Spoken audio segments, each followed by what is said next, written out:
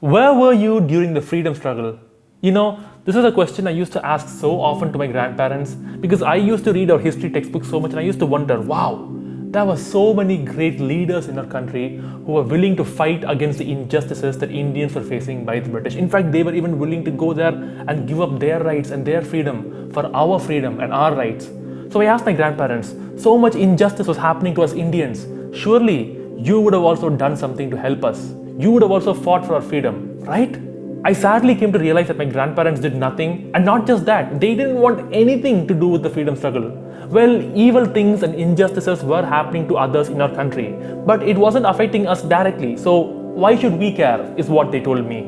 I also grew up watching plenty of movies on Indian freedom struggle. I would think in my mind, hey, had I been born back then, I too would have been a freedom fighter. I too would have bravely stood up against the British because I'm a believer of justice. It is only later that I came to realize that most people do not have the spirit of a freedom fighter. You see, it is easy to stand against an injustice that has already been defeated, but a freedom fighter does not stand against an injustice that no longer exists, but rather they choose to fight against an injustice that is currently prevailing in his or her society. It is easy to say Bharat Mata Ki Jai now, but it wasn't easy to say that around 80 years ago. It is easy to say Africans should not be treated like slaves now, but would you have said it 200 years ago? It is easy to say what Hitler did was wrong today, but would you have stood up against his actions in Nazi Germany just 80 years ago? But do note, if you had said those things, you would have been ostracized and put to trial by majority of society because you had dared to question their wrongdoings. In order to determine what kind of a person you truly are, ask yourself about your opinion and stance on injustices that are happening today.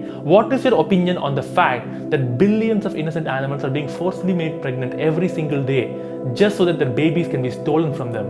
What is your opinion on the fact that billions of innocent animals are literally being hacked into thousands of pieces, all because their cooked flesh tastes good? Jews were considered disposable by the Nazis. Black slaves were considered as just commodities by their white slave masters, and homosexuals were considered oddities that deserved to be murdered. Now, would you have truly stood up for these people back in olden times when these people were not even considered to be victims? Well, let's see if you can actually walk the talk.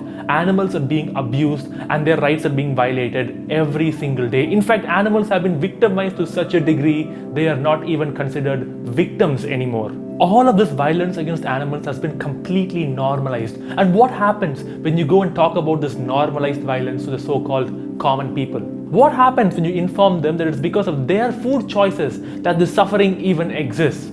Oh, I'll tell you what happens. Sensible and rational people, intelligent people, people who are otherwise kind to animals such as dogs and cats, suddenly start saying random stuff like, oh, but plants feel pain, but God put them here on earth for us. If we don't murder them, they'll take over the world by overpopulating. In this scenario, what would be the right thing to do? Is it to just stand back silently and pretend as if nothing is happening? Is it to just go with the flow of all the evil that's happening around you like all cowardly humans would do? Or would you choose to stand up and fight for what's right?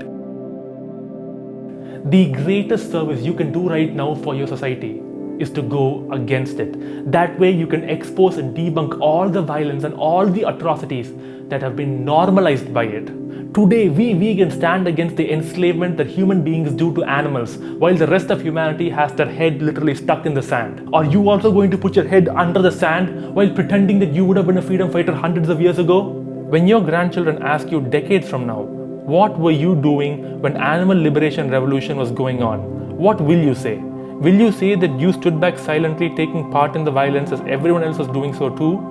Would you say that you were too cowardly to stand up against society and all you could do was speak against injustices that are already abolished? To find out whether you actually stand for justice or not, do not ask yourself where you would have stood for innocent beings who are suffering hundreds of years ago. Instead, ask yourself where you stand for the billions of innocent beings who are suffering today.